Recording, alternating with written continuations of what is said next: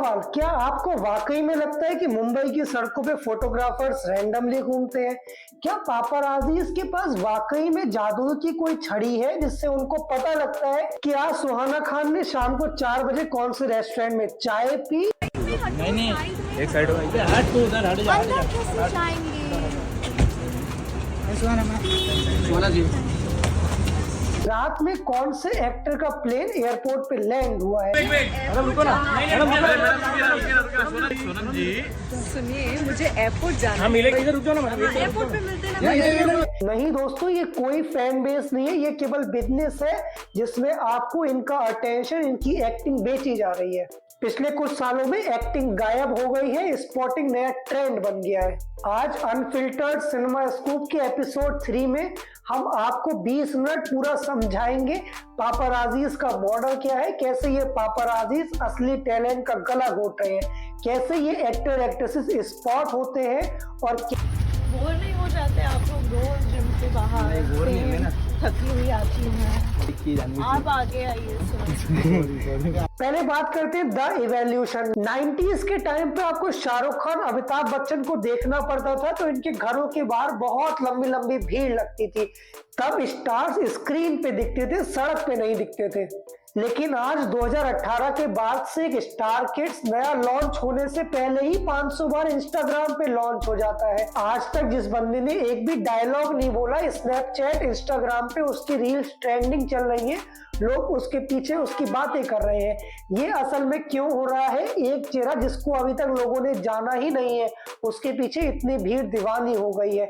क्या ये स्टारडम है या फिर ये एक फेक पीआर टीम का बैकग्राउंड है जिसका सच तुमको जानना पड़ेगा। क्यों कुछ बॉलीवुड एक्टर्स जो आज भी इन पापाराजीज के चक्कर में नहीं पड़ते, इतने ज्यादा स्पॉटेड नहीं होते?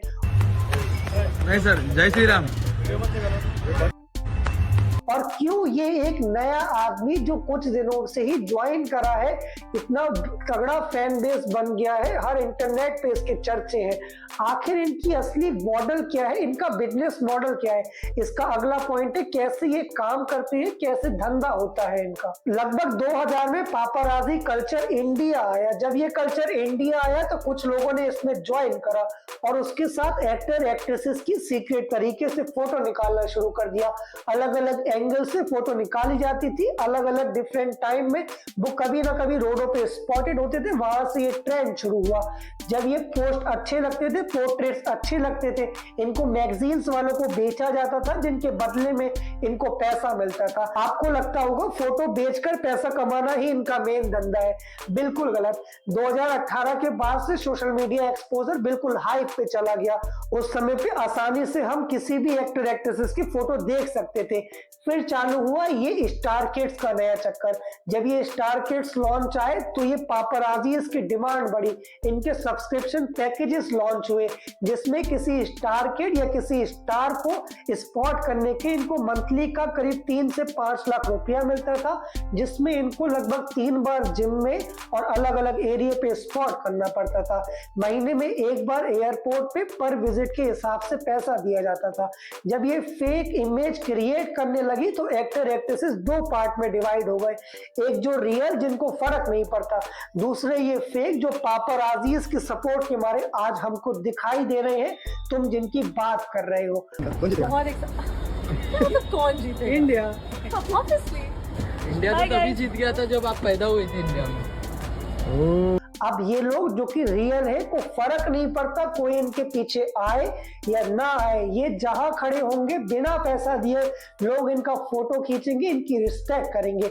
वहीं ये जो कुछ नए लॉन्चेस हैं ये तभी आएंगे आगे जब पापाराजीज होंगे।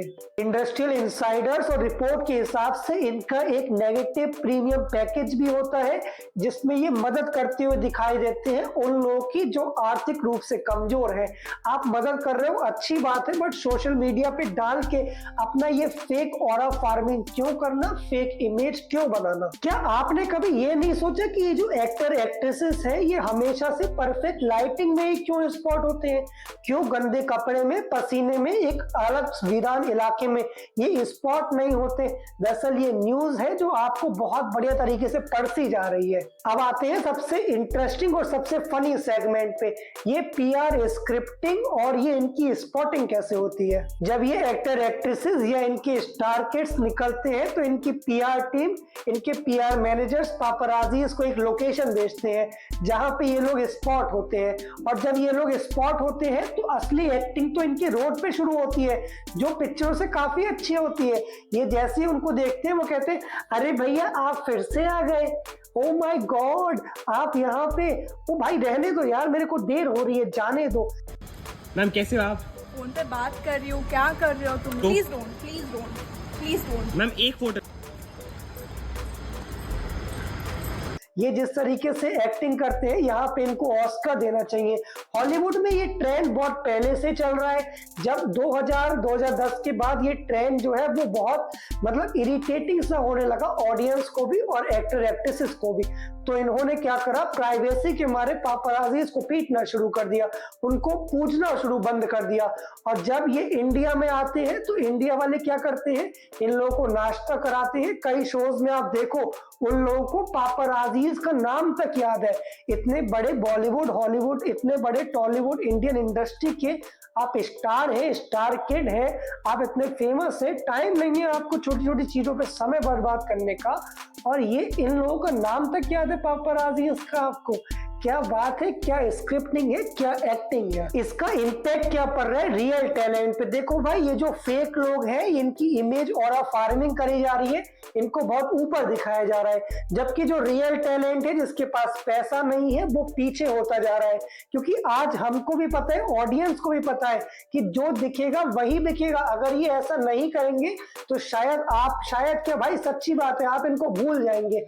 वही जो रियल टैलेंट है वो आज भी कहीं ना कहीं होता जा रहा है। तारीफ करनी होगी ऑडियंस की, जो रियल टैलेंट है उसको सपोर्ट करता है, उसको आगे दिखाता है। बट स्टिल काफी ऐसा टैलेंट है जो पॉपुलर तो हो जाता है, एक आध गाना मिल जाता है, उसके बाद उसको कोई नहीं पूछता। बहुत बड़े बड़े एग्जाम्पल है, बताने की जरूरत नहीं है।